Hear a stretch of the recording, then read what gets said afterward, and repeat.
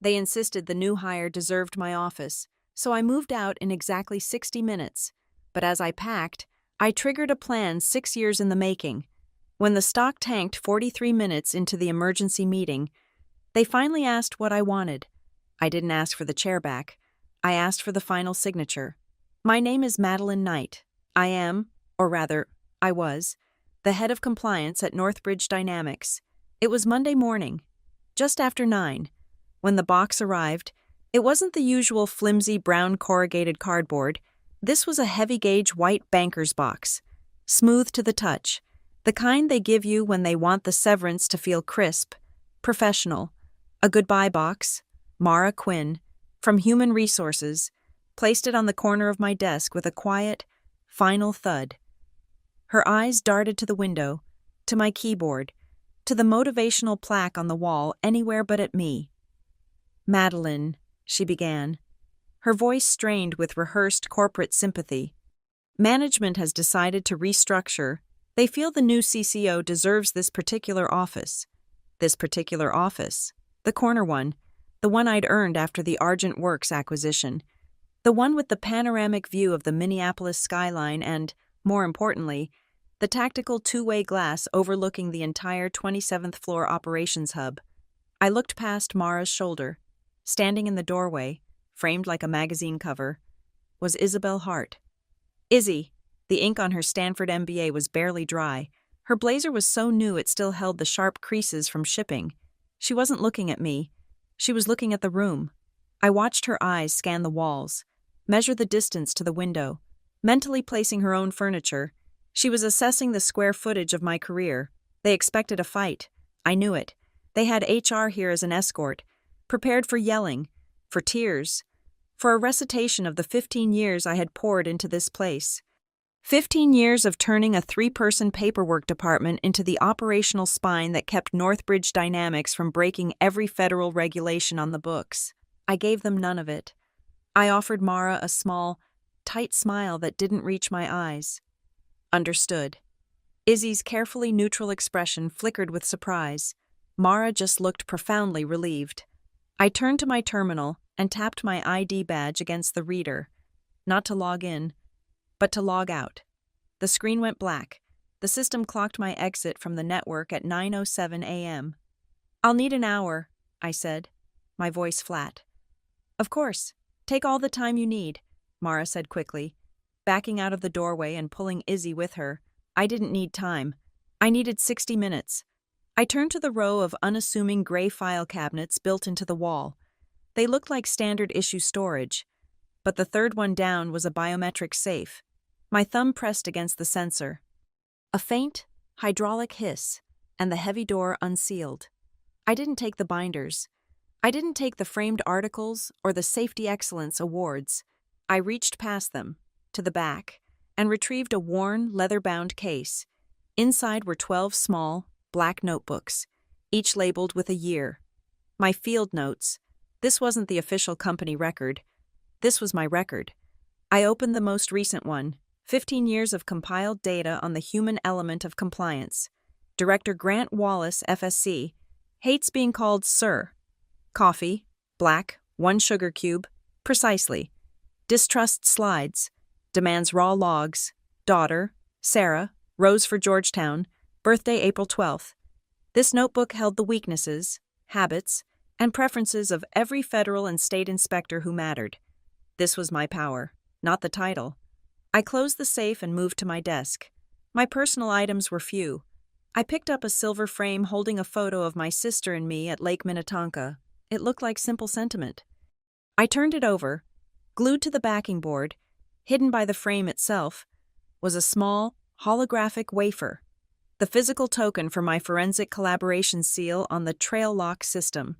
Trail Lock was my ghost in the machine, a blockchain-based protocol I'd built 6 years ago and folded into a routine software update. Management thought it was just a digital signature system for inspection handovers. I knew it was an immutable, time-stamped ledger of every document signed, every test approved, and every corner cut. That seal was the key, and I was taking it with me. My phone buzzed. A calendar reminder. Set for 2 p.m. FSC Audit Director Grant Wallace, arrival, today. They were actually pulling this trigger today. A cold knot tightened in my stomach. Vera Lang, the chairwoman of the board, knew Wallace was coming. She wasn't just replacing me. She was field testing the new MBA. She was throwing Izzy into the blast furnace with nothing but a theoretical degree to shield her. I almost pitied her. Grant Wallace eats theories for lunch. Another buzz. A text message from Damien Cole, the CEO. Madeline, let's not make a scene. Be professional. Damien always prioritized calm over competence. A moment later, an email landed from Vera Lang, CC'd to the entire executive board, and, I noted with grim satisfaction, to Isabel Hart, the subject line, professionalizing compliance. Vera's words were sharp. Thrilled to welcome Izzy, whose academic achievements will help us pivot to a more modernized, data-driven structure. Modernized, academic, data-driven, code for you, Madeline, are a relic. Your relationships are a liability. We want algorithms, not instincts. They believed the game was won on a spreadsheet. They had forgotten, or perhaps never knew, that the game is always won in the room, with the people. I worked with ruthless efficiency. I packed the field notes. I packed the photograph. I packed my spare charger and the emergency flats I kept under the desk. I left the company manuals. I left the awards. I left the row of plaques naming Northbridge Manufacturer of the Year 5 times running. Those victories weren't mine to take. They were the result of my work. I looked at the complex docking station on the desk. A tangle of adapters. I pulled a small, black USB drive from my keychain. It was old. The plastic scuffed. It looked like promotional trash from a trade show 8 years ago. I reached behind the dock and plugged the drive in, upside down, so the indicator light wouldn't glow. It looked forgotten. A piece of electronic debris. It wasn't. At 10:06 a.m., exactly 59 minutes after I started. The white box was full. I sealed the lid and picked up the black Sharpie I was leaving behind. On the smooth white side of the box, I wrote 4 words in clean. Architectural script, Phase 1 vacancy. I picked up the box. I walked out of the office. Izzy was already on the phone with facilities, likely ordering a standing desk. Mara was hovering by the elevator bank, wringing her hands. I'm all set, I said. The elevator doors chimed and opened. I stepped inside. As the brushed steel doors began to slide shut, I watched Izzy turn toward her new office, a bright, proprietary smile finally breaking across her face. The doors closed, sealing me in the silent, fluorescent-lit car. I let the heavy box rest on the floor and leaned my head against the cool steel wall. They could have the chair. They could have the view. The office doesn't matter. The record is the weapon. And I had just walked out the front door with the entire arsenal. I stepped out of the elevator into the cavernous granite lobby of the Northbridge Tower. The air was 20 degrees cooler than on the executive floor. A deliberate design choice meant to impress visitors with a sense of cold, corporate gravity. I set the banker's box down beside my small roller bag. The eviction hadn't been a surprise. Not really. A true professional is never caught completely off guard. Vera Lang had been signaling her move for weeks. I just hadn't realized today was the day. The first red flag had waved 3 weeks ago. My bi-weekly compliance steering meeting, a fixture on the executive calendar for 8 years, was suddenly rescheduled by an automated system. When I checked the new slot, it conflicted directly with Damien's quarterly investor call. It was a classic marginalization tactic burying my access under an unavoidable, higher priority event. When I tried to reschedule it manually, my access was denied. I called my assistant, Noelle, a woman so organized she filed her grocery lists by nutritional content. No answer. I walked to her desk. It was clean. Her monitor, her ergonomic chair, even her favorite potted succulent gone. I found Mara Quinn in the HR kitchen, her back to me. Mara, where's Noelle? Mara jumped, sloshing her tea. Oh, Madeline, didn't you see the memo? Noelle's been reassigned. Long-term special project. Effective immediately. Long-term special project. The corporate equivalent of being sent to a farm upstate. Noelle knew where every skeleton was buried because she had helped me organize the shovels. They hadn't just taken my assistant. They had quarantined my institutional memory. The final, flapping red flag had come last Tuesday. An email from the legal department. Subject line, optimizing signature authority.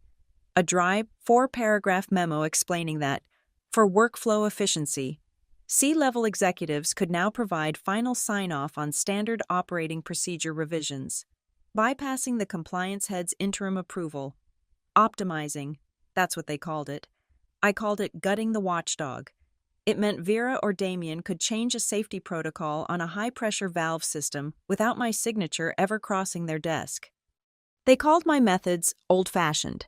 They said I relied too much on relationships and not enough on metrics. They forgot that metrics don't answer the phone at 5:12 in the morning on a Sunday. I remembered the call 3 years ago. The new high-torque industrial mixers. A subcontractor had used a non-certified alloy in the gearbox, and our own automated system missed it. The first unit failed, catastrophically, during a pressure test in the Ohio plant. A federal recall was imminent. A recall would have meant a 6-month shutdown and the guaranteed loss of the Department of Defense contract. I didn't email a committee. I didn't schedule a task force. I opened my field notes, found the number, and called Grant Wallace's personal cell at 5:12 a.m. "This is Knight," I said. No preamble. "This better be a fire. Madeline," he'd growled. "It's a fire," I said. "Subcontractor fraud. We caught it internally.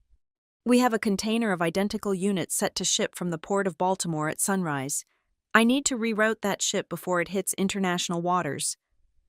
There was silence on the line, just the sound of breathing.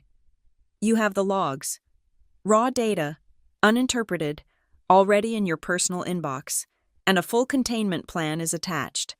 He was on the line for exactly 10 minutes. He made one call. The container was rerouted. We avoided the recall.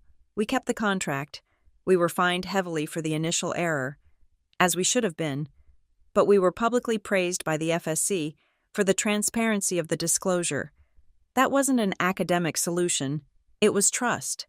Trust I had spent 15 years building, one relationship at a time. That was the core of my system.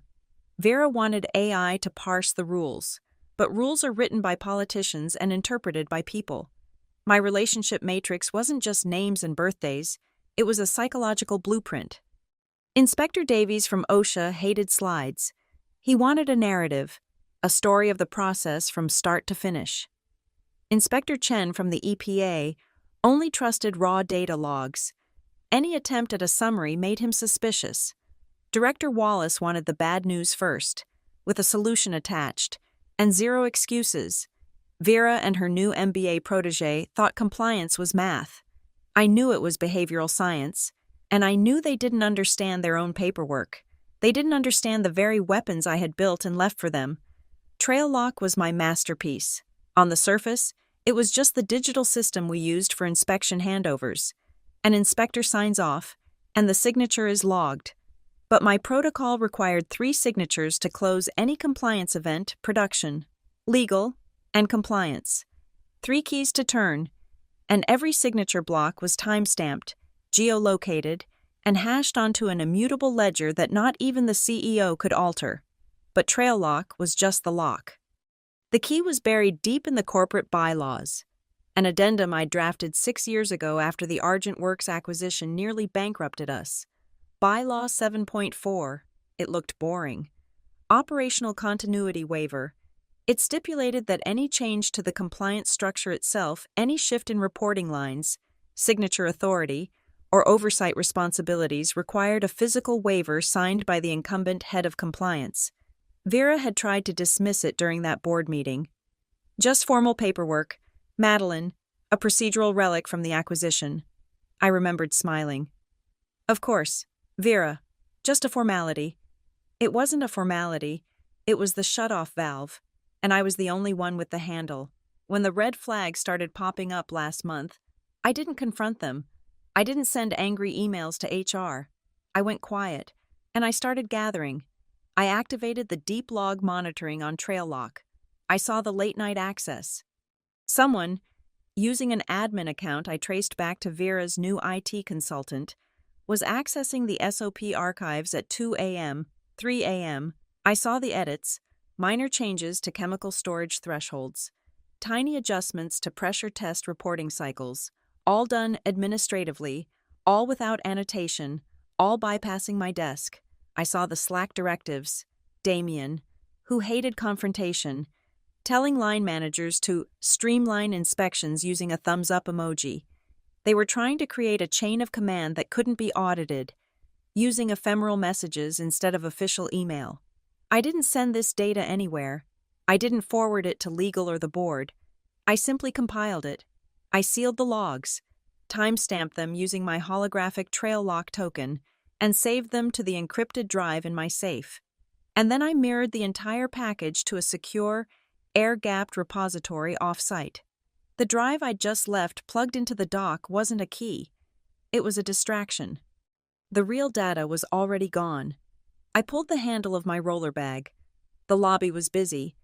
People I'd known for a decade walked past, eyes down, suddenly fascinated by the marble pattern in the floor. News traveled fast.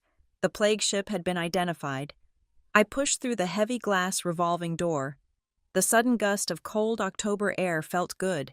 It cleared my head. As I walked to the parking garage, I glanced back up at the 28th floor. My old floor. Through the window, I could just make out a figure near my old office. It was Izzy. She was talking to a man from facilities. Even from that distance, I could see what they were doing. They were taking my nameplate off the wall. Izzy, I noted, was tapping her foot impatiently. She wanted her name on that door before the 2 p.m. audit. She wanted Wallace to see her title. I smiled. I knew the man from facilities. His name was Sal. His kid played in the same hockey league as my nephew. I knew that the new, engraved brass nameplate Izzy had ordered wouldn't be ready until Wednesday. And I knew Sal wouldn't use a drill and anchors for a temporary fix on the mahogany paneling.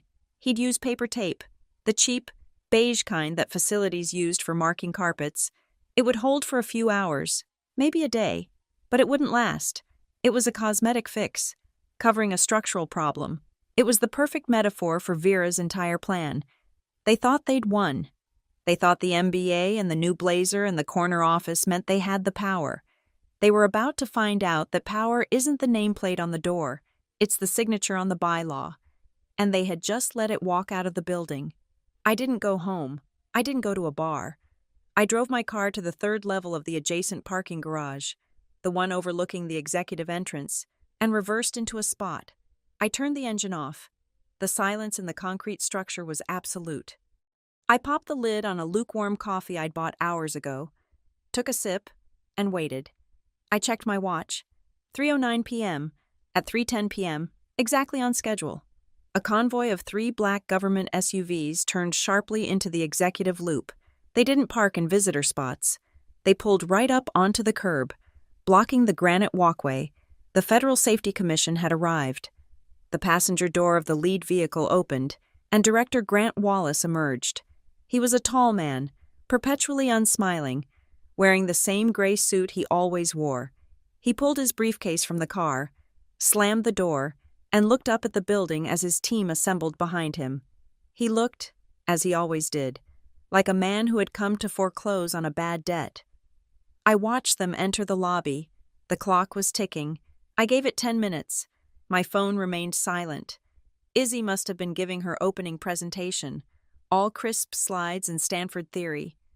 I could picture Wallace, sitting back, arms crossed, letting her talk, letting her build her own coffin before he handed her the nails. At 3:25 p.m., my phone lit up. It wasn't Damien. It was Mara Quinn from HR. Her name flashed on the screen with a frantic vibration. I let it ring. It rang 5 times, went to voicemail. 10 seconds later, it rang again. Mara. I let it go to voicemail again. A text message appeared. Madeline, please pick up. It's an emergency.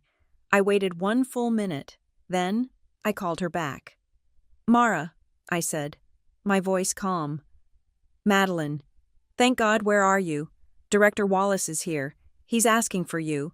He won't start the audit.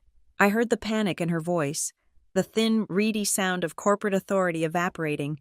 In the background, I could hear a muffled, angry male voice. Wallace and a higher-pitched, flustered one, Izzy.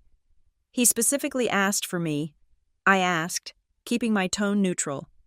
Yes, he said he only deals with you, Izzy Ms. Hart tried to explain the new structure, and he cut her off. He said he's not interested in academics. I could hear Izzy's voice in the background, strained and defensive.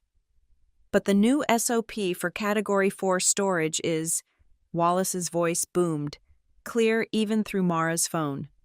That's for the Q2 stability test. Ms. Hart, and you know it. We're auditing the primary line. Now, where the hell is Knight?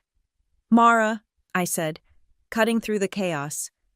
Please put me on speakerphone. Hold the phone up so the room can hear me. There was a fumbling sound. You're on speaker. Madeline. Good afternoon. Director Wallace, I said, my voice echoing slightly in the conference room. This is Madeline Knight. Unfortunately, I cannot assist you with today's audit. Silence. I pictured the room, the board members, Damien, Vera, and Izzy, all frozen. Wallace's voice came back, sharp as glass. Knight, what is this? You've run every audit for 12 years. As of 9:07 a.m. this morning, Director, I said, projecting my voice slowly and clearly. My position as head of compliance was eliminated. I was informed by Ms. Quinn and the board that Ms. Hart, your new chief compliance officer, would be handling all future regulatory matters. I vacated my office as requested. I heard a sharp intake of breath. It might have been Vera. That's the stupidest goddamn thing I've ever heard, Wallace said. We're here to audit the line, not the org chart. You're the signatory. You're the contact of record. You get here, or I'm shutting this plant down by 5 p.m. for failure to cooperate. Material breach. Your call. I no longer have signatory authority. Director. I replied. And I am no longer on site. I wish Ms. Hart the best of luck with the audit. I hung up. I sipped my coffee. I counted. It took 37 seconds. My phone rang. This time, it was Damien Cole, the CEO. I answered on the first ring. Where are you? He wasn't yelling. He was pleading. The sound of a man watching his fourth quarter bonus disintegrate. Parking garage, level 3, overlooking the entrance. Don't move. I'm coming down. I saw the lobby doors fly open. Damien ran out, his suit jacket flapping, no overcoat. He sprinted across the granite loop, dodging one of the FSC Suburbans, and disappeared into the garage stairwell. A moment later, he burst onto my level, his shoes echoing on the concrete. He saw my car and ran to the driver's side window. I rolled it down 2 inches. He was panting, his face pale. Madeline, thank God. You have to come back up. Right now. Wallace is threatening to red tag the entire facility. I can't do that, Damien. Why this is insane. I don't work for Northbridge anymore. You, Mara, and Vera made that very clear. That was a mistake, he said, gripping the door handle. A misunderstanding. Just come back. We'll fix it. Whatever you want. I held his gaze through the glass. Whatever I want. Yes, anything, just name it. We'll give you the office back. We'll fire Mara. Just fix this. I took a slow breath. This was the moment, not a negotiation, a statement of terms. I don't just want the chair back. Damien, that office is irrelevant. Here is what I require. Not request, require. He nodded, listening intently. 1, I will have final, binding approval authority on all protocols, procedures, and engineering changes that impact operational safety and regulatory compliance. My signature is the final one. Not yours, not Vera's. He winced, but nodded. Okay. 2, I will report directly to you, as CEO, not to the board. Not to legal.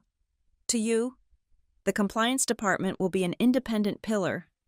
Done, he said quickly. 3.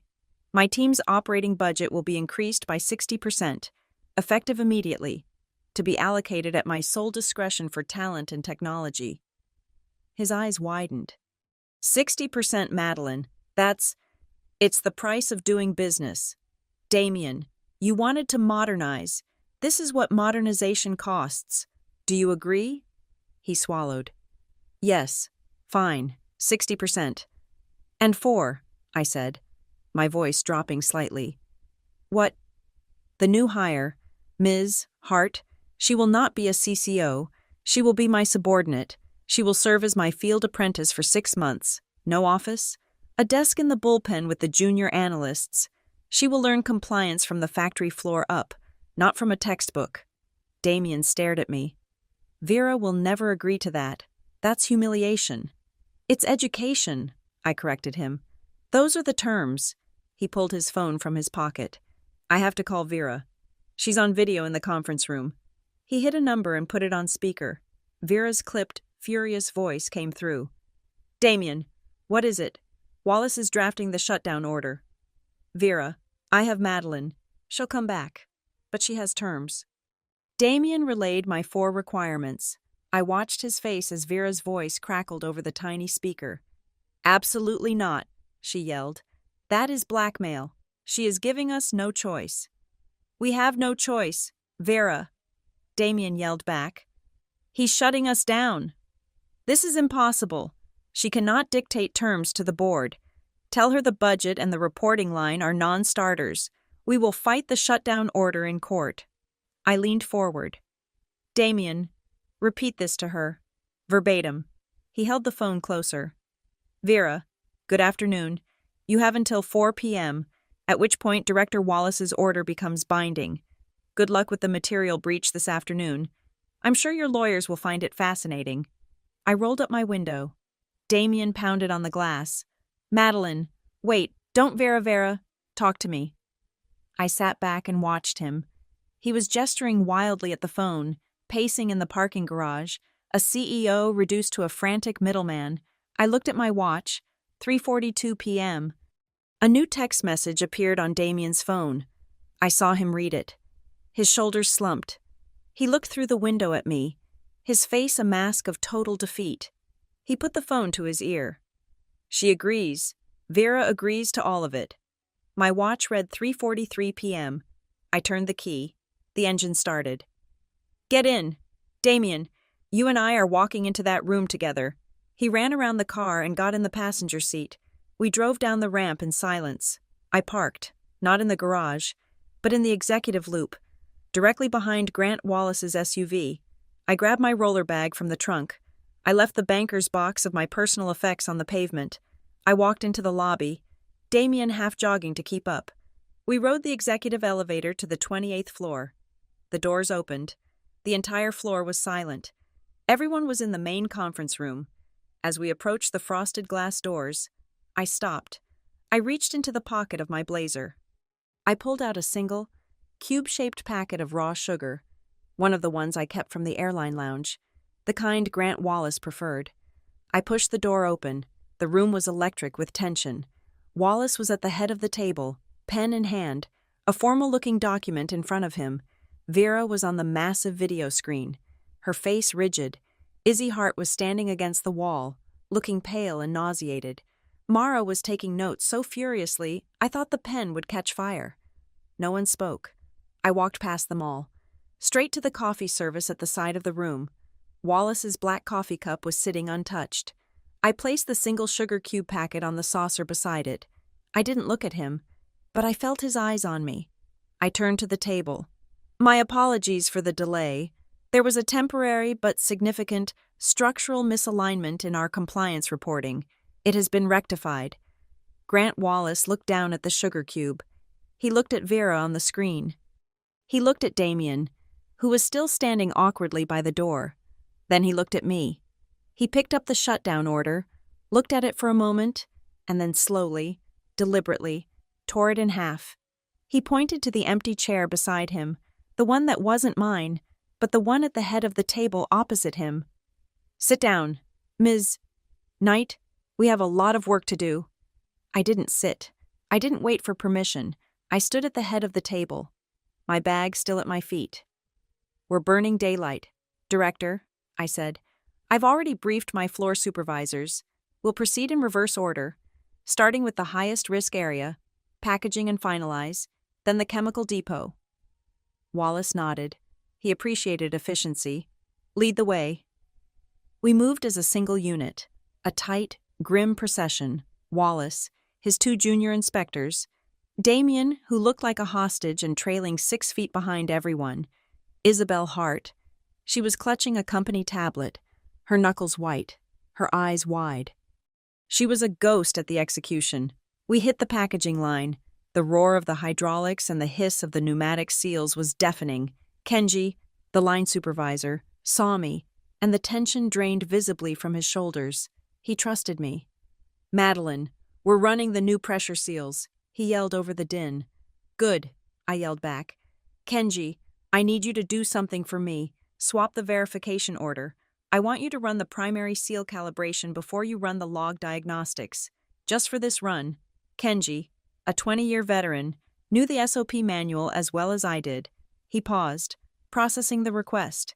It was a violation of sequence. Then he understood. He gave a single, sharp nod. "On it." Izzy, who had crept closer, overheard.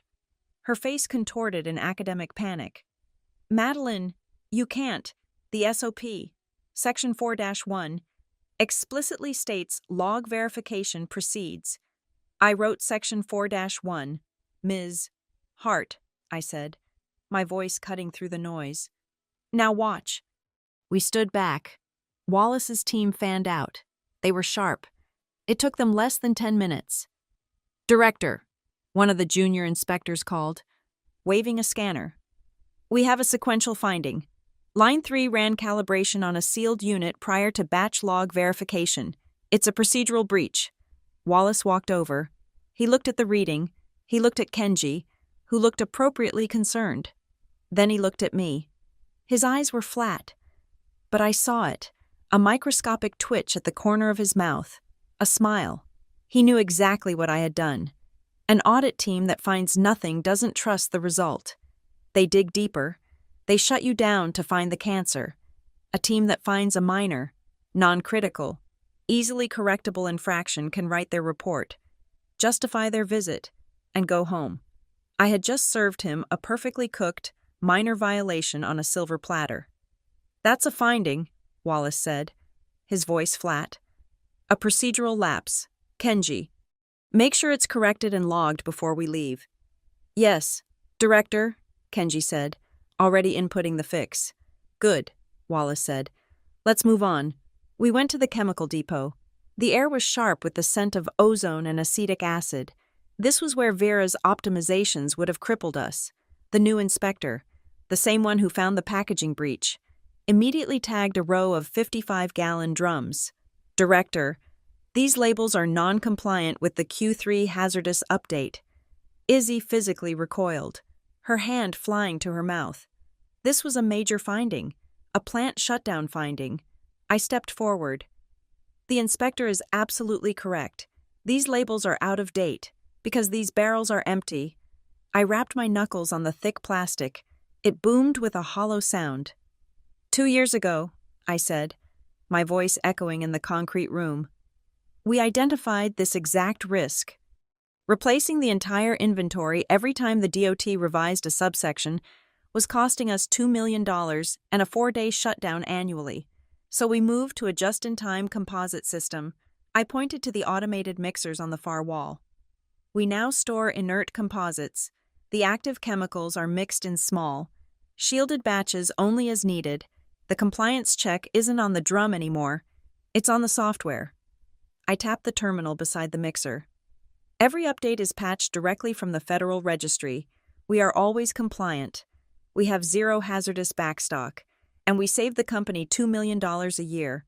It's all in the report I filed 18 months ago." Wallace looked at the inspector. "Check the logs on that terminal." The inspector worked for a minute. "He's right, sir. It's It's perfectly compliant. Actually, it's a model system. I glanced at Izzy. She was staring at the terminal, her entire Stanford-based understanding of compliance collapsing in on itself. She dealt in theory. I dealt in practice. We were back in the conference room by 6 p.m. The mood was funeral quiet. Wallace's team compiled their notes. At 12 minutes past 6, Wallace slid the final report across the table. One minor procedural finding. Corrected on site. No material weakness, no violations.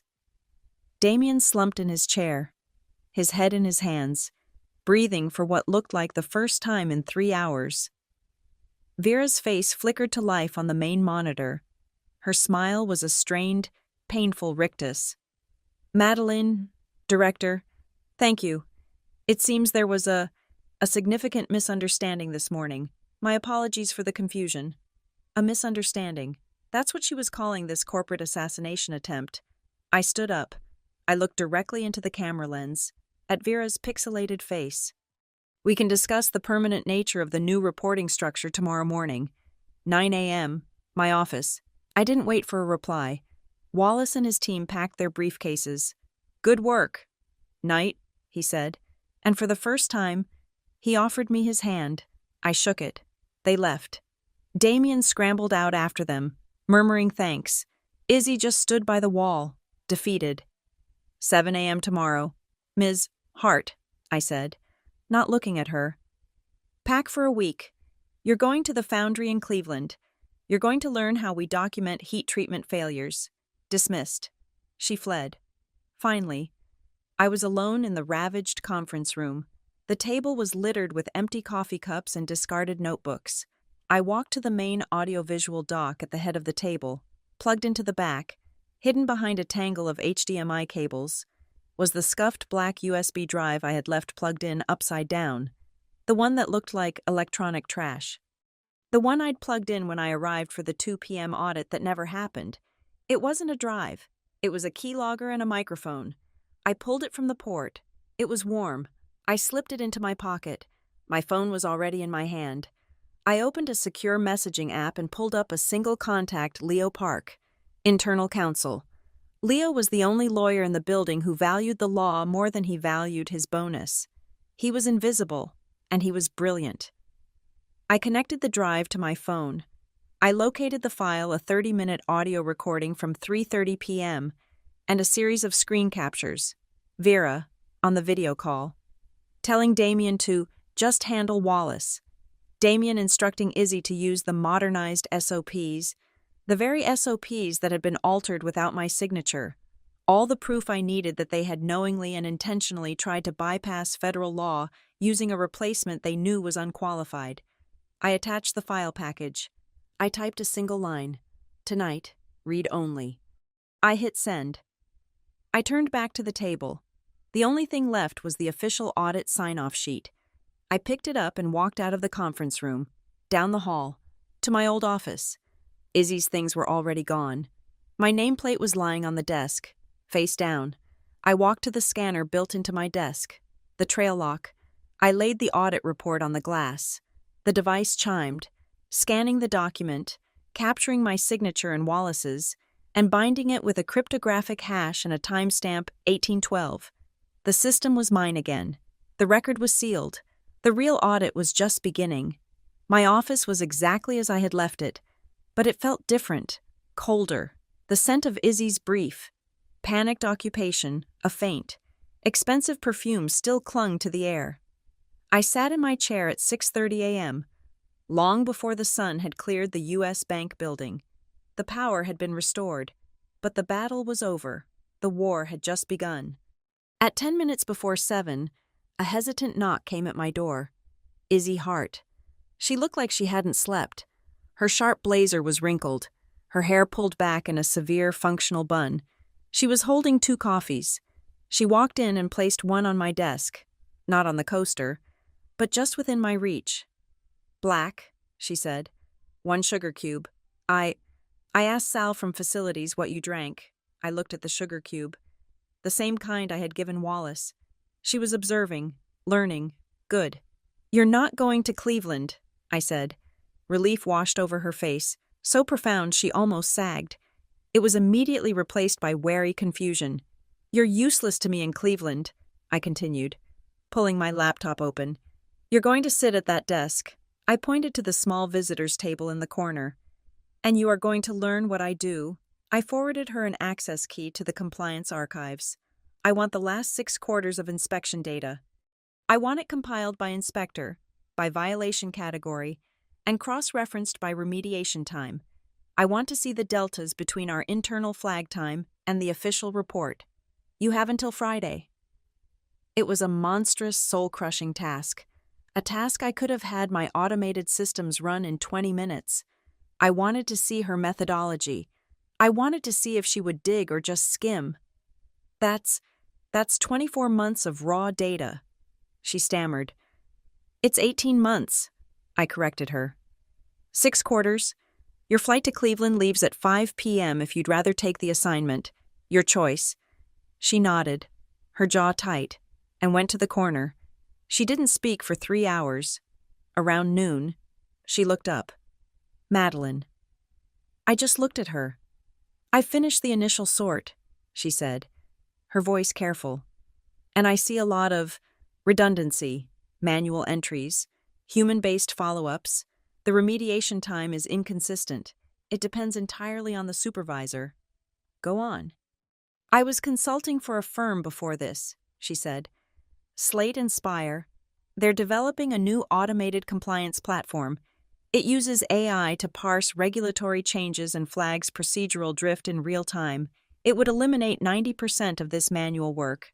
Vera, Chairwoman Lang, was actually reviewing their proposal. There it was. The payload, Slate Spire, Vera's Trojan horse. This was the modernization she was trying to force through. An automated system that would give her and her consultants a backdoor to rewrite the rules. I didn't reject it. That's what she and Vera expected. They expected me to be a Luddite, to defend my old-fashioned relationships. "Interesting," I said, typing. "Send me the proposal. I'm curious about 2 things. First, the data ownership clause. I want to know who owns our non-compliance data once it's fed into their algorithm. Second, the human approval workflow. I will never, ever sign off on a system that allows an algorithm to make a final safety decision. I want a human in the loop, a hardwired final approval that cannot be bypassed by an admin." Izzy looked surprised. "That's exactly the sticking point I had. Their model treats the human approval as a recommendation, not a final gate." "Then their model is flawed," I said, and went back to my work. I had given her a problem to solve, one that aligned with my own. My personal phone buzzed in my pocket, a secure message. Not Leo. This one was from a number I hadn't seen in weeks. Noelle, my former assistant, the one who had been reassigned. The message was one line: "They didn't just move me. Vera forced my transfer. She said if I didn't go, my position would be eliminated. She did it to get access to your executive calendar and your historical files." I stared at the message. It wasn't just a power grab. It was a targeted decapitation strike. Vera knew my power lived in my schedule and my history. She had tried to blind me before she fired me. Another message pinged, this one on my desktop client, from Leo Park, our silent internal counsel. His message was, as always, devoid of emotion. Confirmed. Damian Cole signed 3 separate SOP modifications in the last 4 weeks. All 3 bypass your signatory authority. All 3 lack the required Bylaw 7.4 operational continuity waiver. The metadata on the approval emails references procedural advice from an external modernization consultant, Slate Spire. This is a clear and actionable breach of corporate bylaws. Awaiting instruction. I leaned back. This was it. This was the kill shot. I had them. Damian, for signing. Vera, for directing. Slate Spire, for inducing the breach. I could call an emergency board meeting. I could go to the audit committee. I could burn them both to the ground by 3 p.m., but I didn't. Blowing the whistle now would be messy. It would trigger an internal investigation that Vera and Damian would try to control. It would be my word against theirs. A bloody political fight in a boardroom. The company would suffer, the stock would tank, and in the chaos, the real problem, the systemic rot, would be papered over. No, I wouldn't stop this on a bylaw violation. I would let them continue. I would wait until their actions crossed the line from corporate malfeasance to material risk. I would wait until the evidence was so overwhelming that the board had no choice but to see it as a threat to the company's very existence. I closed the message from Leo. I needed an external trigger. I picked up my personal cell and opened a number I kept for emergencies. Grant Wallace. I sent a text. Director, I have reason to believe the procedural issues we discussed are not isolated to Northbridge. I am mapping a pattern of industry-wide risk, potentially tied to third-party consultants. Would the FSC be interested in a proactive briefing? I didn't have to wait long. Wallace was a predator, and he smelled blood in the water. His reply, the Commission has called a special industry-wide safety meeting next week. Bring what you have. Be prepared to present it. I closed the phone. The fuse was lit. I worked late. Long after the rest of the floor had gone quiet, I was deep in the trail lock logs, tracing the digital footprints of Vera's consultants. At 10 p.m., I stood up to stretch and glanced at the security monitor feed I kept on my secondary screen.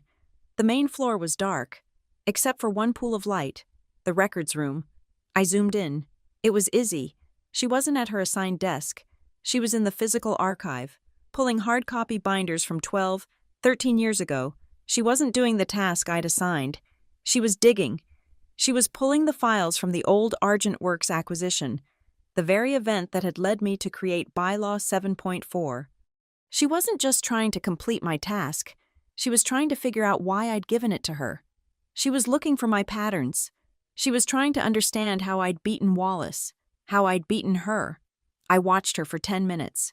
She was cross-referencing my handwritten notes from the old binders with the digital logs on her tablet. She was smart. She was backtracking the logic. I turned back to my desk and pulled out my current field notes notebook. I found the page for Isabel Hart. I uncapped my pen and made a new entry under her name. Izzy learns fast. Arrogance gone. Driven by the why, potential asset. Keep her hungry. I closed the notebook. The game wasn't just about Vera and Damien anymore. It was about who would control the future of compliance at this company, and the MBA, my apprentice, had just proven she might be worth teaching. The emergency board meeting was called for Friday. Not in the main conference room, but in the formal, wood-paneled sanctum on the 30th floor, the one reserved for shareholder votes and firing CEOs. The air was thick and still. Vera Lang sat at the head of the table, flanked by two men in impeccably tailored, shark gray suits. They were the Slate Spire experts. Damien sat opposite her, looking gray himself. The rest of the board, the independent directors, the investors, the legal chair, watched with neutral, predatory stillness. I sat at the far end of the table, alone. Izzy was not invited. She was, at my direction, sitting in the operations center, monitoring the live feed of the foundry in Cleveland. We called this meeting, Vera began, her voice smooth and confident, to finalize the modernization of our compliance structure. The events of this week have proven, unequivocally, that our reliance on antiquated, personality-driven systems is a critical failure point. It creates bottlenecks. She looked directly at me. It creates bias. She gestured to one of the gray suits. Mr. Thorne from Slate Spire will present the solution. For 10 minutes, Thorne clicked through a glossy presentation. It was full of buzzwords: proactive risk mitigation, AI-driven oversight, human bias elimination. He spoke of a future where algorithms, not people, made the hard calls, where safety wasn't a relationship, but a data point. Our platform, he concluded, removes the Maddie Knight variable. It ensures Northbridge's compliance is systematic, not personal. Vera smiled. Thank you. Mr. Thorne, I believe this is the clear path forward. I let the silence hang for a moment. Then, I spoke. I have a presentation as well. Vera's smile tightened. Madeline, we've heard your objections. I have 15 minutes, I said. It was not a request. I walked to the front, my footsteps the only sound. I placed a single, sealed manila envelope in front of each board member. "Please don't open these yet," I said. I ignored the Slate Spire presentation and plugged in my own device. The screen lit up. My first slide was not a proposal. It was a graph, simple, stark, and brutal. "This is the regulatory landscape of our industry for the last 3 years," I said. "The 5 bars are our top 5 competitors: Clearline Forge, Westrail Components, Argent Works, and 2 others. The red portion is the number of material violations. The yellow is the number of federal fines. The gray is the number of surprise audits." I clicked. A 6th bar appeared. Northbridge Dynamics. Our red and yellow sections were slivers. Our gray bar was almost non-existent. "As you can see," I said, "our peers are drowning in violations. We are not. In fact, Northbridge Dynamics has received 40% fewer unannounced federal inspections than the industry average for 5 years running." Vera leaned forward, sniffing out the weakness. "That's what I call bias. That's favoritism. Madeline, that's the personality-driven system I'm talking about. What happens when your friend Grant Wallace retires? The entire house of cards falls." "It's not favoritism," I said, my voice quiet. "It's operational trust. Director Wallace doesn't need to surprise us, Vera, because when we have a problem, I call him before he finds out. That is the system you tried to burn down on Monday." I clicked to the next slide. It was blank. "Now," I said, "you can open the envelopes." I watched their faces. The rustle of paper was loud in the tomb-like room. Inside were not charts or proposals. They were printouts of secure emails, encrypted text messages, and internal accounting memos. "What you are looking at," I said, "is the real industry standard. You're looking at emails from a Clearline Forge VP, instructing his floor managers to use a special consulting fund to cover travel expenses for local inspectors. You're seeing the expense reports from Westrail, paying a $30,000 speaker's fee to a state auditor's brother-in-law. You are seeing the modernization that our peers are using to pass their safety checks." I looked at the 2 men from Slate Spire. Their faces had gone from smug to ashen. The blood had drained from them. Mr. Thorne, the presenter, looked at the papers in his hand as if they were radioactive. This is privileged information. Where did you get this?" "Relationships," I said. "And real-time logs. The people who aren't willing to sign off on fake safety reports, the ones who are tired of being asked to look the other way, they talk to me because they trust me, because they know I don't use AI to make ethical decisions." I turned back to the board.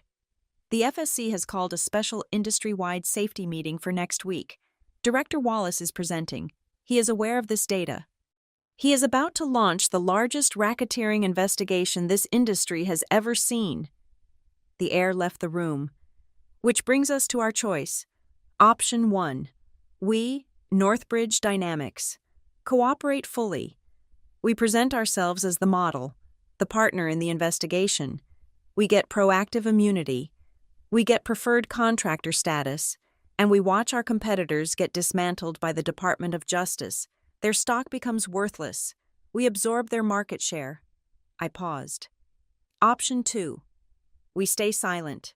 We embrace the Slate Spire model, which I can now prove is being shopped to Clearline and Westrail as a digital shield for their activities. We get classed with them. We get swept up in the investigation, and we go down with them. Damian Cole, who had been silent, was staring at the stock ticker on the wall-mounted screen. "My God," he whispered. "Argent Works. They just halted trading. They're holding an emergency press conference at 3. The panic was palpable. This was no longer a debate about modernization. This was survival. "I have a proposal," I said, clicking to my final slide. "It is not a request. It is the new structure, effective immediately." The slide had 3 bullet points. 1. The Department of Compliance is restructured as an independent executive pillar, co-equal with finance and operations. 2.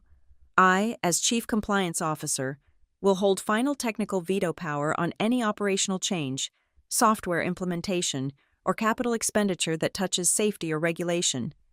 3. We will form a new, independent ethics committee. It will not report to the board or the CEO. It will report directly to me. Vera Lang found her voice. It was shaking with rage. This is extortion. You are holding this board, this company, hostage. I didn't raise my voice. I didn't have to. I just looked at her. No, Vera, this is Bylaw 7.4. The color drained from her face. She knew the number. It's the operational continuity waiver, I continued, speaking to the entire room. The bylaw this board ratified 6 years ago. It states that no change to the compliance structure is valid without the signature of the incumbent head of compliance. A formality, I believe you called it. I looked at Damien. You signed 3 SOP changes. You signed off on Ms. Hart's hiring. You approved the Slate Spire proposal. I turned back to Vera. The van lock is still closed. My signature is not on that waiver. Every single move you made in the last 4 weeks, every optimization, every new hire, every contract you signed, is legally null and void. You didn't just break the rules. Vera, you did it without the authority this board ever gave you. I looked at the board members. They weren't looking at Vera anymore. They were looking at me. This isn't extortion, I said. It's the reset button. The choice is yours. Option 1 or option 2. The boardroom cleared out as if a bomb alarm had been pulled. The silence that remained was heavy, oily. Damien, his face the color of wet cement, was the last to leave. Vera is incandescent, he said to the empty air. She needs to caucus. We need time. Madeline, it's a monumental shift. It's a monumental correction. Damien, I said. Gathering my papers, I had presented the facts. The choice was theirs. We will recess, he said, finally finding a scrap of authority. We will reconvene to vote. Fine, I said. I stopped at the door. You have until Wednesday, 5 p.m. At that point, my offer to lead the cooperation option 1 is no longer available, and I will assume, publicly, that this board has chosen option 2. I didn't wait for his response. I walked out, past the stunned board members whispering in the hall, and went to the quiet of the fire stairwell. I pulled out my phone. One message to Leo Park. Leo, pull the video archive from the Q2 board meeting. 6 months ago, the agenda item was Argent Works Acquisition Post-Mortem. I need the discussion on Bylaw 7.4. I didn't have to wait long. Leo was the most efficient human being I had ever known. An hour later, a file appeared in my secure inbox. No message, just the file. I played it. The video was dry. Boardroom standard. 22 minutes in. Vera is speaking. And finally, to close the loop on the Argent Works oversight failure, legal advises we ratify Addendum 7.4, giving the compliance head final waiver authority on structural changes. It's a formality, but it tightens the chain of command. Then, Damien's voice. All in favor. Motion carries. We'll have Madeline sign the waiver later today. My stomach clenched. They didn't just forget. They knew. They had all agreed to it. The entire board had voted to give me this power, and then, in their haste or arrogance, they simply failed to get the signature. They failed to lock the van, and I had never, ever reminded them. The next day, I found Izzy. She was exactly where I'd left her, in the bullpen, at a generic gray desk, surrounded by junior analysts who gave her a wide berth. She was no longer the Stanford prodigy. She was the apprentice, the exile. She stood when I approached, her posture wary. The board reconvenes tomorrow, Wednesday, I said, my voice low. I want you in the room. Her eyes widened. Me to present. No, I said. You will sit against the back wall. You will not speak. You will not have your phone. You will have a pen and a legal pad. I want you to document every interaction, who looks at whom when I speak, who Vera texts, who Damien makes eye contact with. I want a human log of the power dynamics. You are an ethnographer. That is all. She processed this. It was a test. I was giving her access, but no voice. She nodded, understanding the role. Madeline, she said, her voice dropping, forcing me to lean in. There is something you need to know. I waited. Slate and Spire, she said, her gaze unwavering. They approached me 3 months ago, before I even applied here. They offered me a consulting retainer. They said Northbridge was a primary target for their new platform, and having a sympathetic CCO would be synergistic. It's why Vera was so eager to hire me, she was confessing, admitting she was, at best, a conflict of interest, and at worst, Vera's corporate spy. I didn't accept it, she said quickly, but I didn't refuse it either. I told them I would consider the relationship after I was established. It was stupid. It was ambitious. I just nodded. I didn't condemn her. I didn't absolve her. It was data. And now? Now, she said, her jaw tightening. I've seen their platform. I've seen what you do. What they're selling isn't compliance. It's a shield. It's an algorithm to help executives bypass the law. I want no part of it. I'll resign if you want me to. You'll do no such thing, I said. You'll be in that meeting tomorrow, and you'll take your notes. Tuesday was a day of shadows. The entire executive floor was whispering. Vera was on the warpath, calling in favors, holding closed-door meetings. I saw her in the glass-walled conference room, first with the head of the compensation committee, then with 2 of the independent directors. She was trying to frame my proposal as a power grab, a budgetary coup. She was trying to paint me as unstable, a rogue element. I ignored it. I let her run. At 10 a.m. Tuesday, I had my brief, scheduled call with Grant Wallace. The investigation goes public on Thursday. Night, he said. His voice clipped. Noon press conference, no extensions. If you're in. Northbridge is the first name in my press release. As our cooperative partner, we lead with your proactive disclosures. If you're out, you're just another name on the subpoena list. We need your final decision by Wednesday night. The pincers were closing. Vera had her narrative. I had the truth. I sent one final message that day. Not to the board, not to Leo. I sent it directly to Damien Cole's personal cell. Damien. One time only. If this board chooses option 1 and accepts my terms, I will personally lead the testimony with the Federal Safety Commission. I will use the data I've collected to position Northbridge as the industry leader in proactive compliance. I will shield this company, and you, from the blast radius.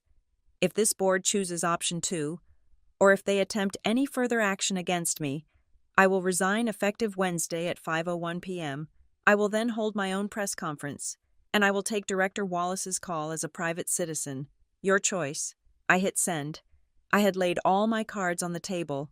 The silence was absolute. All day Wednesday. The entire company held its breath. I heard Vera was in hysterics, trying to find a legal loophole to fire me before the deadline, but Leo had already confirmed it. Bylaw 7.4 was ironclad. They couldn't fire me without my own signature. Late in the afternoon, my personal phone lit up, a secure text from a number I didn't recognize. Ms. Knight, this is Marcus Thorne. I run the Risk and Audit Committee for the board. Your analysis on Friday was correct. The financial and legal risk of inaction is unacceptable. I've spoken to the other fund managers. Vera's personal grievances do not outweigh our fiduciary duty. We are leaning your way. Do not blink. She wasn't just fighting me. She was fighting 12% of the company's stock. She was fighting the math. I watched the clock on my wall. 4 p.m., 4:30, 4:50. The silence was deafening. I could hear the hum of the ventilation system. At 4:58 p.m., an email chimed from Damien Cole. To the Board of Directors, Madeline Knight, CC, Legal Department, Subject Resolution on Corporate Structure. The board has met in a special caucus. Following a thorough review, we accept, in its entirety, The 3-point restructuring proposal presented by Ms. Knight, her authority, her budget, and the formation of the Ethics Committee are approved. Effective immediately, the motion is carried. Chairwoman Vera Lang has formally abstained. I read the word, abstained, the white vote, the last refuge of a monarch who has lost her army but refuses to surrender. She couldn't vote yes, and she didn't have the votes to say no. It was done. I waited 1 minute. Then I hit reply all. Thank you. I accept the board's resolution. I am adding one procedural condition. The new Ethics Committee's first official order of business, convening Monday, will be a full, independent, and binding review of the proposed Slate and Spire contract and all related executive activities. I hit send. The door to my office opened. It was Izzy. She was holding her legal pad, her face pale. She had just seen the email chain. I can't believe it, she whispered. You won. You're saving the whole company and my reputation. If that Slate and Spire connection had come out during an investigation. Stop, I said. I stood up and began packing my briefcase. The day was over. The work was just beginning. You were offered a corrupt deal, I said, walking toward the door. You saw the truth. You chose to confess before you had to. You saved yourself. Izzy. I paused, my hand on the handle, and looked back at her. I just opened the door. Thursday, at exactly noon, the dam broke. Grant Wallace stood at a podium in Washington, D.C., his face broadcast on every financial network. He didn't just announce an investigation, he declared war. He named Clearline Forge, Westrail, and Argent Works in the first sentence. He spoke of systemic corruption, falsified safety data, and a conspiracy to defraud the American people. The market's reaction was not a correction. It was a slaughter. Argent Works, which had resumed trading, collapsed by 70% before the exchange halted it again. Clearline and Westrail vaporized billions in value within an hour. Then, Wallace said the line I had drafted for him. This widespread investigation was made possible, he said, his eyes boring into the camera, by the proactive and courageous cooperation of an industry leader. Northbridge Dynamics came to us, provided full transparency, and has committed to helping us set a new standard for industry-wide integrity. I watched the ticker on my screen while our competitors were redlining our stock, NBD, stuttered for a moment, and then it climbed. It shot up 10%, then 20%. By the 3 p.m. closing bell, Northbridge Dynamics was up 28%. We had not only survived, we had profited. We were the last good house in a neighborhood burning to the ground. The board was ecstatic. Damien was practically weeping with relief, but I felt nothing. The victory was procedural. The real work started now. That afternoon, I circulated my 90-day integrity playbook to the entire executive team. It was not a suggestion. It was a mobilization order. First, a full-scope audit of every standard operating procedure in the company. I was hunting for the shortcuts Damien and Vera had quietly implemented. Every efficiency, every optimization that prioritized speed over safety was to be ripped out by the root. Second, mandatory leadership training, not the online module kind you click through while checking email. I scheduled 3-day, in-person workshops on controlled decision-making. I was going to teach my executives, starting with the C-suite, how to weigh risk, how to document their choices, and how to understand that "we've always done it this way" was no longer an acceptable answer. Damien, in a spectacular display of newly found religious fervor, immediately signed off on it. He then called me. "Madeline," he said, his voice slick with the relief of a man who had just avoided prison. "This playbook is brilliant. We need to set the tone. I want you to personally lead the first executive ethics retreat.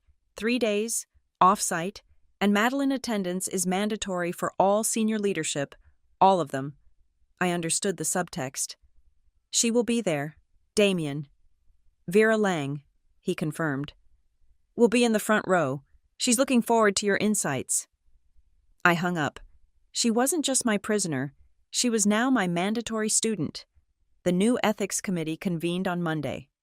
Its members were the head of internal audit, our most ruthless general counsel, and Marcus Thorne, the investor from the board who had backed me. Their first act was to formally ratify my condition.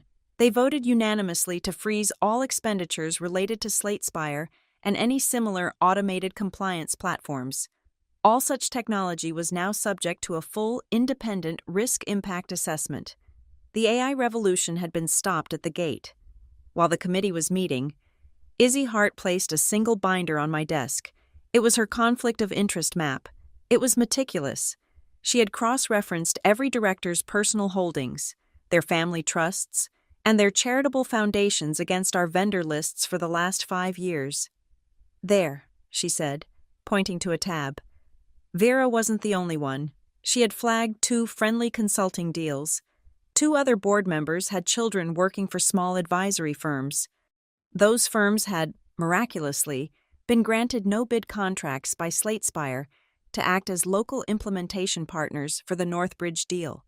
SlateSpire wasn't just buying influence with Vera. They were building an entire ecosystem of corruption within my company. I passed the binder directly to the ethics committee. The noose tightened. The next day, my team was made whole. Noelle, my former assistant, walked back onto the floor. The special project she'd been banished to had been abruptly canceled. She was visibly shaken, but relieved. "Welcome back, Noelle," I said. "I'm restoring your previous duties, effective immediately. You will once again be the sole liaison for all regulatory agency contact." This wasn't just an administrative change. Vera had isolated me by cutting off my access to my schedule and my primary contacts. By restoring Noelle, I was rebuilding my fortress walls, brick by brick. Noelle understood. She sat down at her old desk, logged in, and began, in her words, re-establishing the proper channels. The phone rang that afternoon. It was an external line, one I knew by heart. "Night," I answered. "Madeline, Wallace," his voice was gruff. "Good work on the press." The board ate it up.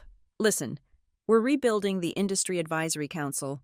The old one was compromised. I want a new chair. I want someone who understands that compliance is about people, not just paper. I want you." It wasn't just a job offer. It was a coronation. I would not only be setting the rules for Northbridge, I would be writing the new rules for the entire industry. "I accept," I said. The press followed. An industry trade paper, the one that had been championing SlateSpire's platform just weeks earlier, ran a front-page story. The headline, "The Northbridge Model, How Relationship Compliance Trumped the Algorithm." They praised my methods, the old-fashioned system of trust and accountability, as the new gold standard. They called me the architect of the new integrity. After the article hit, Izzy stayed late. She lingered by my door until I finally looked up. "6 months ago," she said, "I thought you were a relic. I thought my MBA and a piece of software could do your job. And now I know that a spreadsheet can't have a conversation at 5 a.m. It can't build trust. It can't trade a minor violation to protect the company from a major one." She took a breath. "The 6-month apprenticeship is almost over. I know I was supposed to move on, but I'm asking to stay. I want to work for you, permanently, as your deputy." I studied her. The arrogance was gone. The ambition was still there. But it was tempered, refined. She had been humbled, and it had made her sharp. "Fine," I said. "You can stay, but my deputies don't get bonuses for clean reports. Your KPIs are different. Your performance will be measured by one metric and one metric only: how many federal inspectors trust you enough to give you their cell phone numbers. You get no credit for slide decks." A slow smile spread across her face. "Yes, ma'am." It felt, for a moment, like an ending. It wasn't. On Friday morning, Leo Park forwarded me an email. It was a press release, embargoed until 9 a.m. SlateSpire was going on the offensive. They weren't just canceling the Northbridge proposal, they were suing. They were suing Northbridge Dynamics and me, personally, for tortious interference. They claimed I had used antiquated protectionist tactics to sabotage their contract. They were accusing me of blocking the digital transformation of the industry to protect her own operational fiefdom. They weren't just fighting back. They were making it personal. They were coming for my reputation. And they were, I noted with a cold chill, being represented by Vera Lang's personal law firm. The war wasn't over. It had just moved to a new battlefield. The lawsuit from Slate Spire was just the opening salvo. A few days later, their white paper landed. It was a slick, 30-page piece of academic poison, circulated to every major industry analyst and shareholder. It was titled Our Risk Rationalized: Why Personalized Compliance Fails. It was a direct, surgical attack on me, though it never used my name. It referred to my methods as the cult of personality model. It argued that systems built on handshake deals and insider relationships, a clear jab at my connection with Wallace, were inherently unstable. It painted me as a rogue variable, a human bias engine that created, rather than solved, risk. Vera, though silent, had clearly provided them with the ammunition.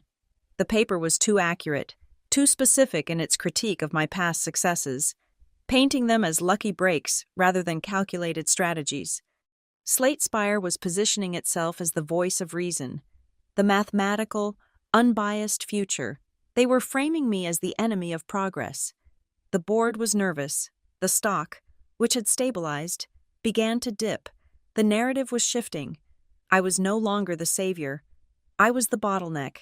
And then, the real attack came. On the Monday before the mandatory ethics retreat, an anonymous email was sent to the entire senior leadership, the board, and most damagingly, to the top 3 analysts who covered our stock. There was no sender. The subject line was simply, "What about the Q2 paint line failure?" The body of the email was short and brutal. It alleged that, 15 months prior, a critical pressure alarm on the number 3 paint line had been manually overridden and ignored by management to avoid a costly shutdown. It claimed that defective, potentially hazardous products had been shipped. It concluded with one line, "Ask Madeline Knight why her relationship model missed this." I read the email in my office, the blood draining from my face. It was a lie, a brilliant, toxic, partial lie. I didn't call Damien. I didn't call legal.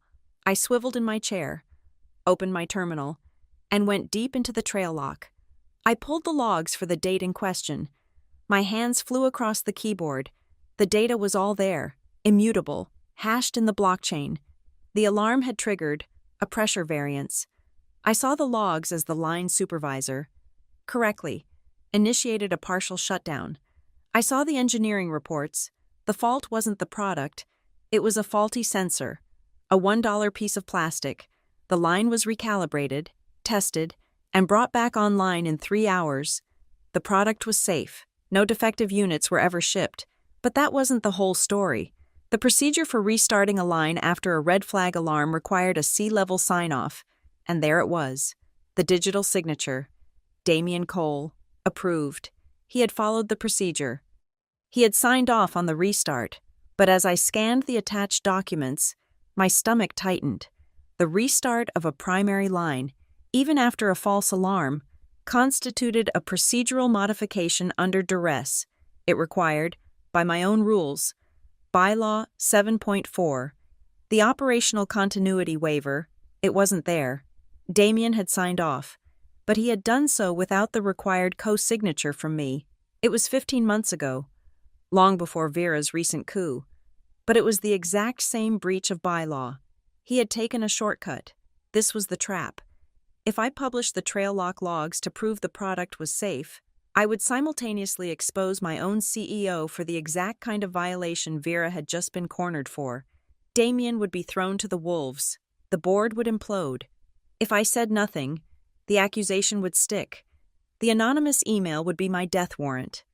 Slate Spire would use it as proof that my personal system was a failure, that I covered up failures for executives I liked, my reputation, my authority, my entire 90-day playbook. It would all be annihilated. They had me. Vera and Slate Spire had found the one loose thread in my entire history and were pulling it. The door to my office opened. Izzy was standing there, a tablet in her hand, her face grim. "You saw the email." "I did," I said. "I pulled the logs," she said, walking in. "The product was fine. The sensor was bad. It's a clean log." Then she paused. "Except for one thing, the waiver, 7.4. Damien signed it, but you didn't." She saw the dilemma instantly. Her academic mind cut right to the logical fork. "We're cornered. We can't prove our innocence without proving our own CEO's guilt." I stared at the screen, at Damien's signature. He wasn't a bad man. He was just a weak one. He took the shortcut. "We present it," Izzy said suddenly. I looked at her. "The ethics retreat," she said, her voice gaining speed. "It starts in 2 days. It's mandatory. Vera will be there. Damien will be there. The lawyers for Slate Spire will be there. Don't respond to the email. Don't deny it.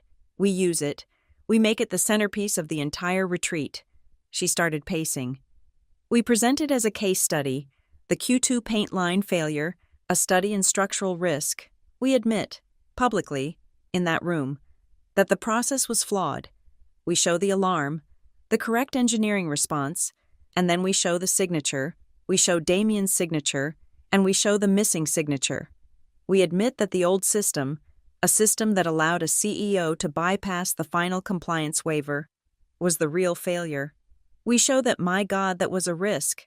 And then, we show them how the new structure, the one they just approved, makes this impossible. We turn their bullet into our shield." It was brilliant. It was audacious. It took the narrative of failure and reframed it as the ultimate justification for my new power. I nodded slowly. "I agree, but I'm adding one condition." I swiveled to my laptop and pulled up the file Leo had sent me. The video, the one from 6 months ago. "We're not just going to show Damien's signature," I said. "We're going to show why he felt he could sign it. We're going to show the entire board, on video, agreeing that bylaw 7.4 was just a formality. We're going to show them all, including Vera, promising to get my signature and then simply forgetting. We're not just going to indict Damien. We're going to indict the entire culture of convenience they created. The blame won't rest on one man. It will rest on the entire old guard." A slow smile spread across Izzy's face. "That's not a shield. Madeline, that's a counteroffensive." The agenda went out that afternoon. Keynote case study, the Q2 paint line, failure and the future of accountability. Vera, as expected, tried to block it. She called Damien. She called the board's legal chair. She called Marcus Thorne. She argued that discussing an active, anonymous accusation in an open forum was reckless and legally discoverable. Marcus Thorne shut her down. His reply, which he sent to the entire board, was cold. "Vera, this is an ethics retreat. Transparency on this exact issue is non-negotiable. Any attempt to hide this now, after it has been leaked to our analysts, will be interpreted as an admission of guilt. It will trigger a catastrophic stock sell-off. The agenda stands. You will be there." The day of the retreat arrived. We were at a secure, off-site conference center. No one was happy to be there. The air was thick with resentment. At the entrance to the main ballroom, I had Noelle and Izzy managing check-in. "Good morning," Izzy said, her voice crisp and professional. "As this is a closed-door session on sensitive matters, we will be collecting all personal electronic devices, phones, watches, tablets. They will be sealed in a secure bag and returned to you at the end of the day."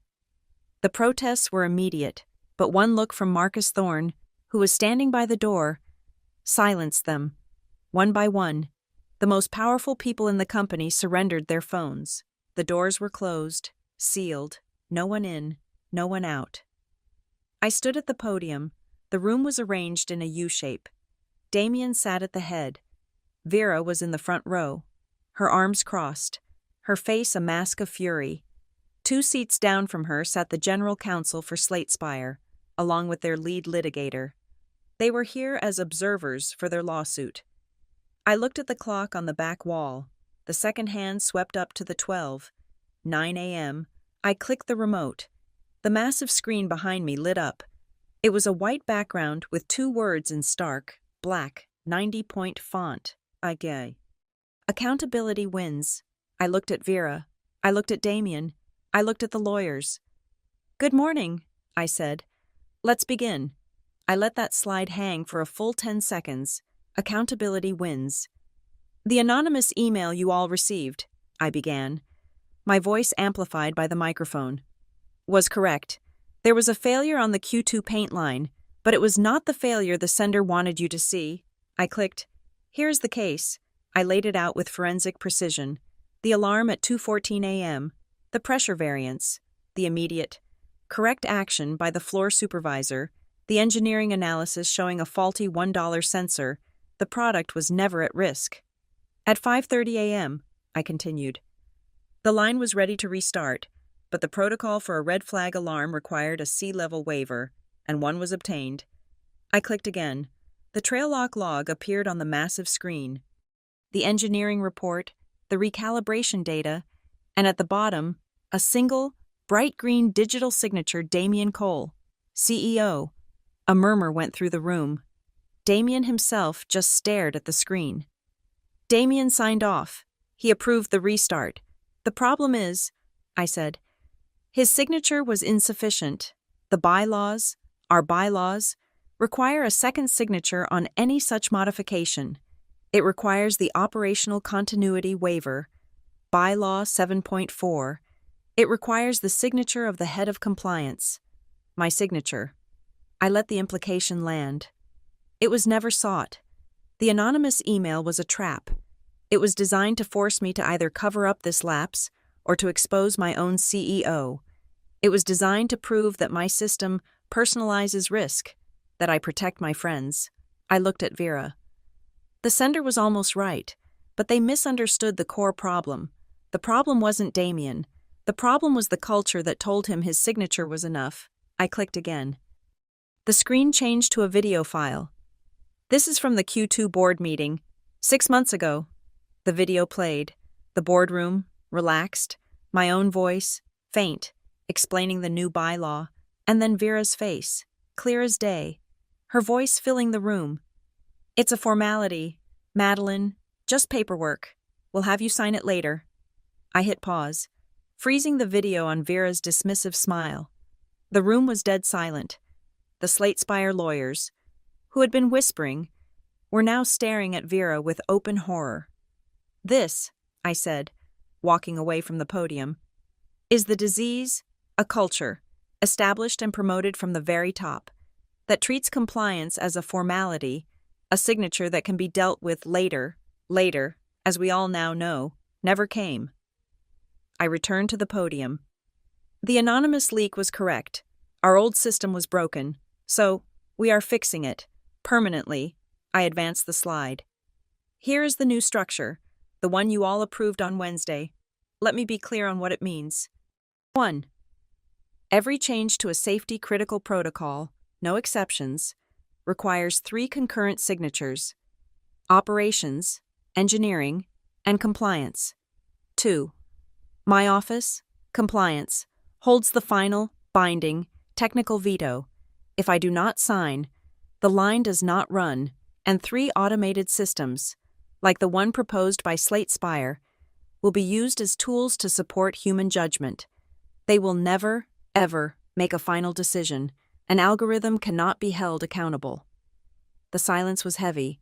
Then, a chair scraped. Damien Cole stood up. He looked pale. But for the first time since I'd known him, he looked resolute. "She's right," he said, his voice quiet but firm, carrying in the still room. It was a culture of convenience, and I was a part of it. The paint line. That was my signature. I took the shortcut. I am accepting full, personal responsibility for my failure to adhere to the bylaws I, myself, voted for. He looked at me, then at Marcus Thorne. "In accordance with the new ethics policy, I am signing a formal disciplinary commitment. My bonus for this entire fiscal year is forfeit, and I will be subject to a 12-month probationary review by Ms. Knight's new ethics committee. My leadership will, From now on, be accountable." He sat down and signed the paper in front of him. Before the room could even process this, Marcus Thorne spoke, his voice cutting through the tension.